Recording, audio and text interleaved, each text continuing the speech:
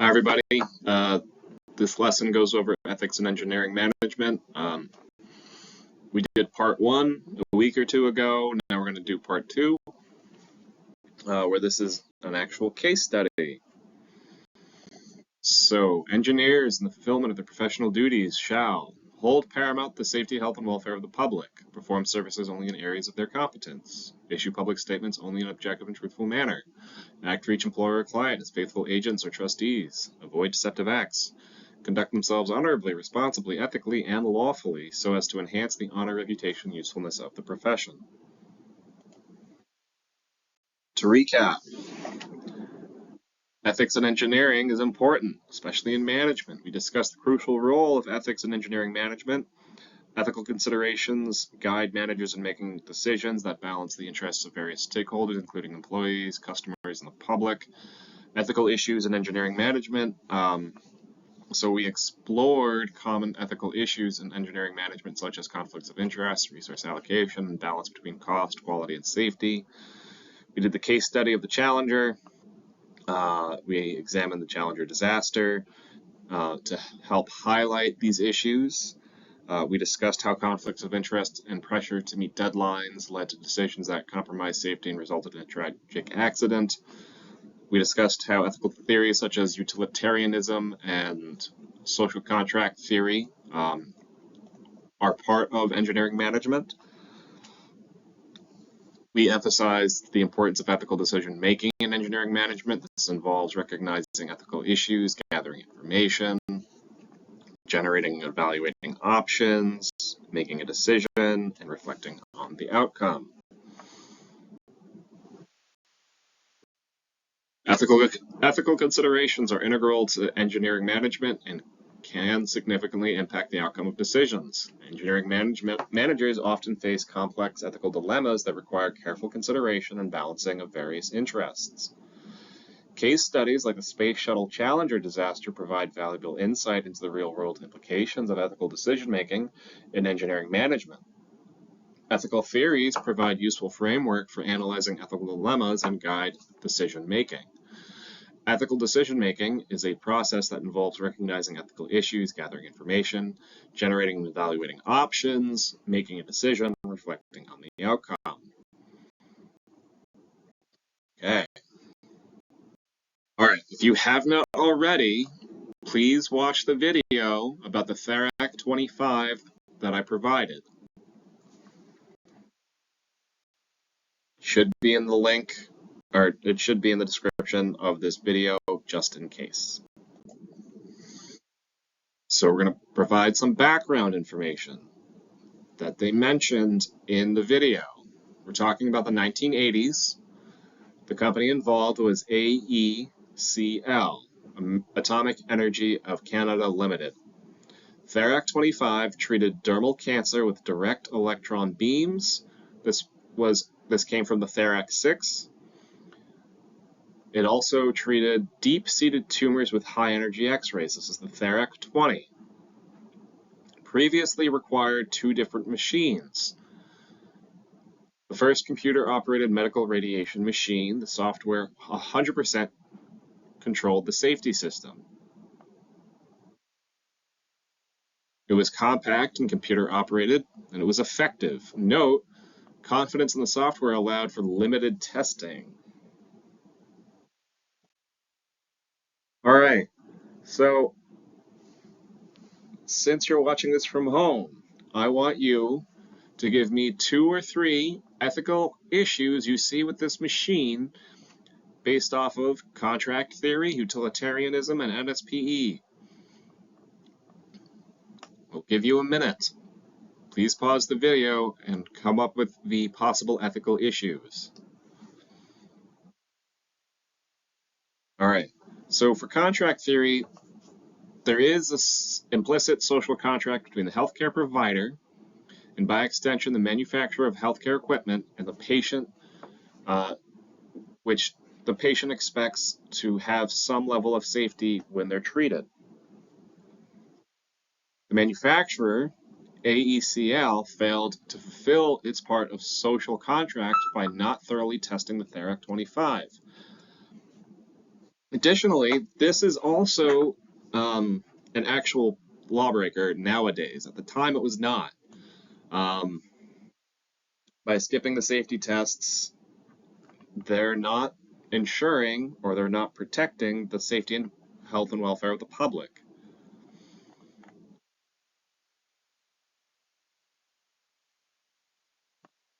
Utilitarianism seeks the greatest good for the greatest number. The harm caused to patients by Therac 25 could outweigh the benefits of the machine. They're skipping the safety tests, so they don't know the actual safety level of this machine.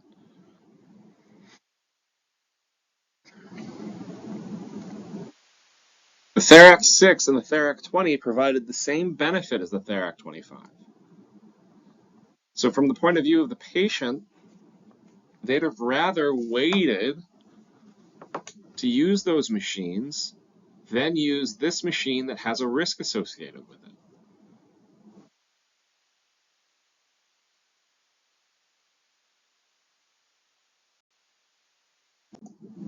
All right, so I want you to brainstorm.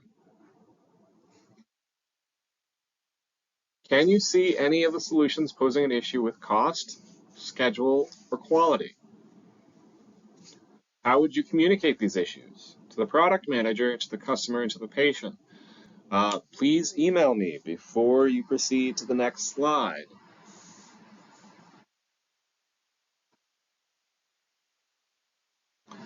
One issue could be overconfidence in the software. There could be a lack of independent review. This is normal in most industries, that you hand off what you're doing to somebody else to have them test it. They don't know how to use it, so they're going to make the mistakes that the operators are going to make.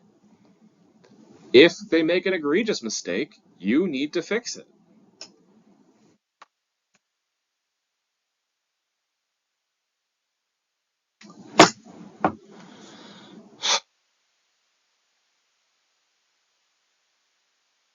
The reporting process. There was none. By generating a real one, they could investigate this issue more effectively. Now, implementing all of these, would be expensive. And it would take time. This is not good for the bottom line, especially in a competitive environment. However, it would also improve overall quality. And trust me, lawsuits, especially when it comes to healthcare, are extremely expensive. The cost to you to make these improvements are probably far less than whatever it would cost in court.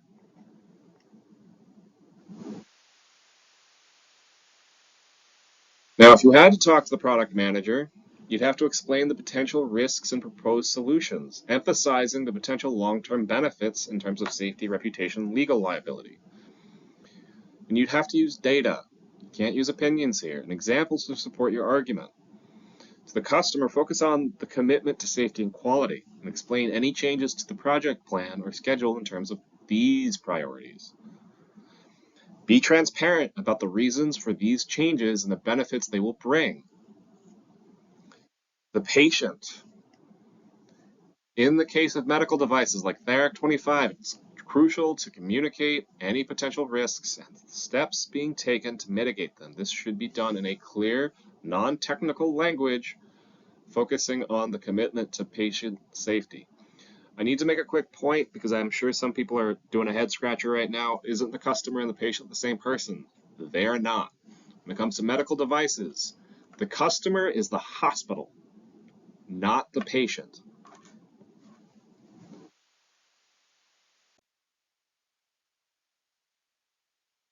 Can you see any of these issues causing the engineers to have legal liability?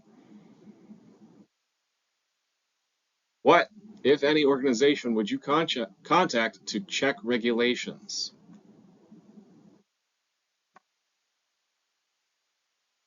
So I want you to think about it. You don't need to respond, but I do want you to think about it. And once you've come up with a definitive yes or no, then go back to playing. All right. Yes, several of the issues identified in Theric 25 case could potentially lead to legal liability for the engineers involved. For instance, the overconfidence in the software. If this overconfidence led to a failure, if this overconfidence led to a failure to adequately test and validate the software, and has in turn led to accidents, the engineers could potentially be held legally responsible. There's lack of independent review. This is industry standard. Most pharmaceutical companies get audited by third parties all the time. This should have happened up front, and this was not new in the 80s.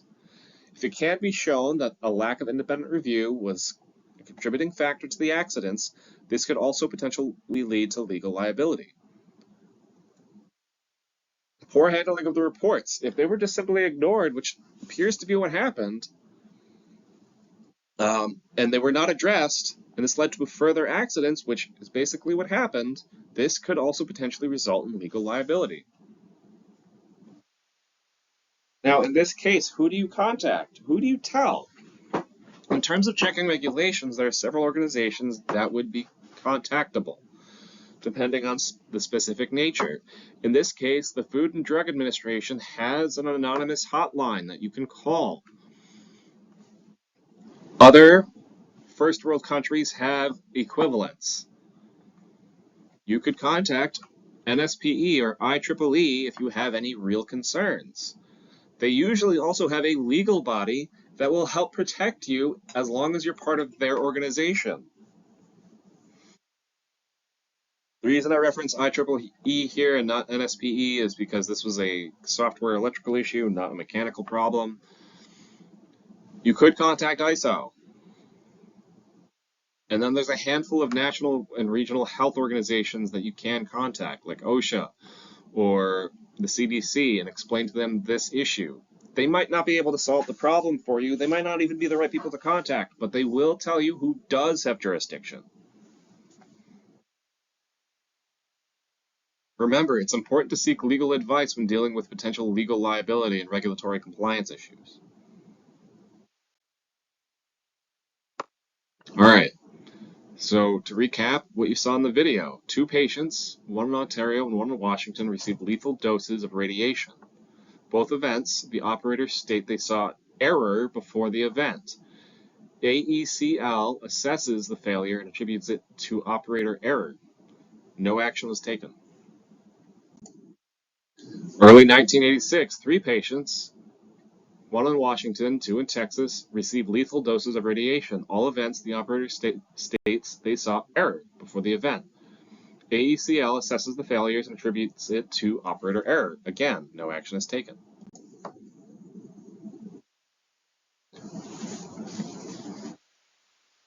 AECL chose to do nothing. This is an option you always have in front of you. And just because you don't choose to do something doesn't mean you're not culpable. Choosing to do nothing or choosing not to do anything is the same action. Do you think that AECL evaluated their options, considered the consequences, reflected on their values, sought advice, learned from their mistakes? Or do you think they just said, nah, it's not our problem, it's operator error?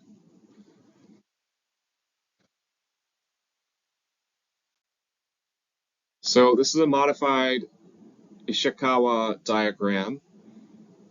So what could be going on here?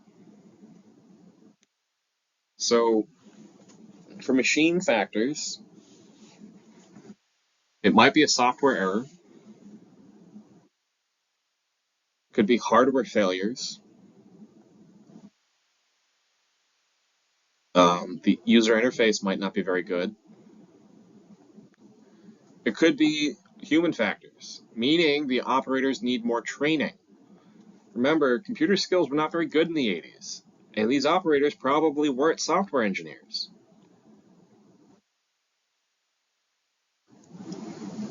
Errors happen. Operators make errors all the time. There should be a level of redundancy within the system to prevent it from happening, especially if there's a chance that it's a lethal dose of radiation. There could have been environmental factors. Conditions in the treating room, such as lighting or distractions, may have contributed to operator errors.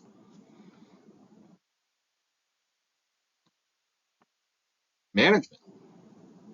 There was a decision to replace hardware safety mechanisms. The decision to rely on software controls for safety was a significant factor in the accident. Inadequate response to early incidents. The manufacturer, AECL, did not respond adequately to the early reports of the problems with the machine. There's regulatory factors. There was no oversight. The regulator at the time chose to not require testing because it was done by the software. There were inadequate standards. There were no standards at the time for software. This incident forced the regulator to make them.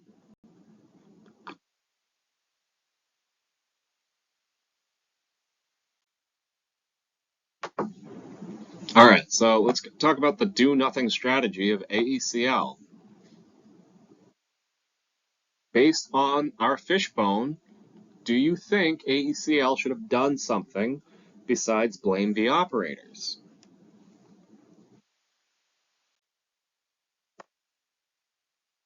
All right. After the deaths, the FDA got involved. This is the spring of 1986. And the FDA explicitly stated ACL was not allowed to do business within the U.S. They couldn't sell hardware to U.S. hospitals. Existing hardware would be forbidden from use. This typically meant that the hospital would want a refund, and it would be public that people were dying, because AECL went out of their way to make sure that it wasn't public. Only after this did AECL concede and say, all right, we'll look at it. AECL refused to look at the software.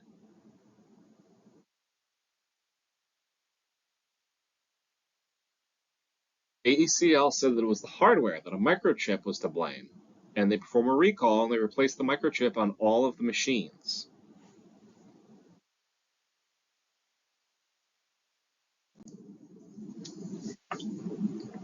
In 1987, on a repaired machine, one patient in Washington received a lethal dose of radiation.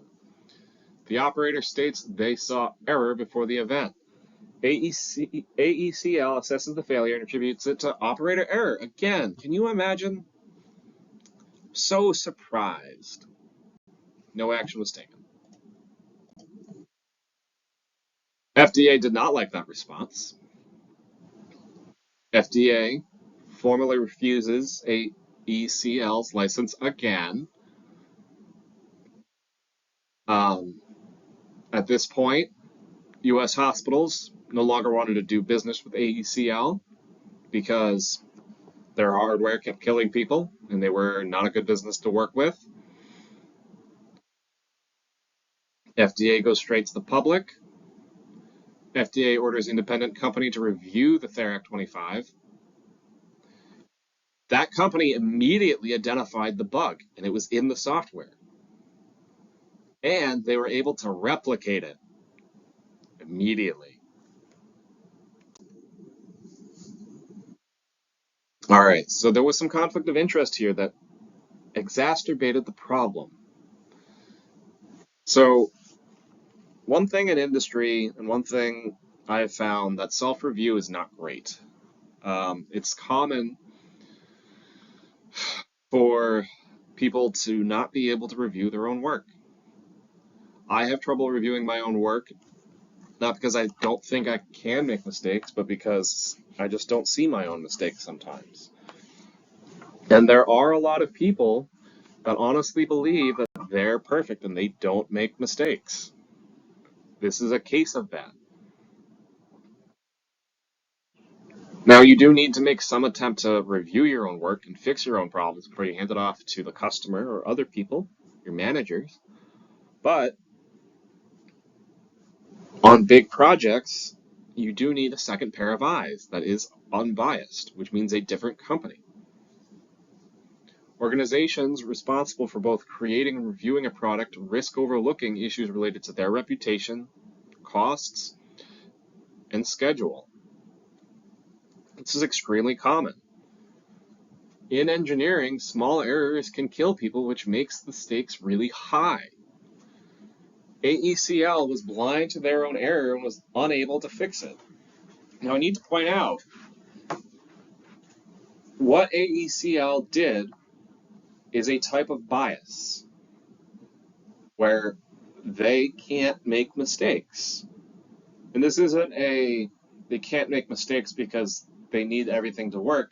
They honestly believed that they couldn't make mistakes, especially with the software. These are dangerous people to work with. If you know somebody who honestly acts and thinks this way, I would be extra critical of them when you spend time with them.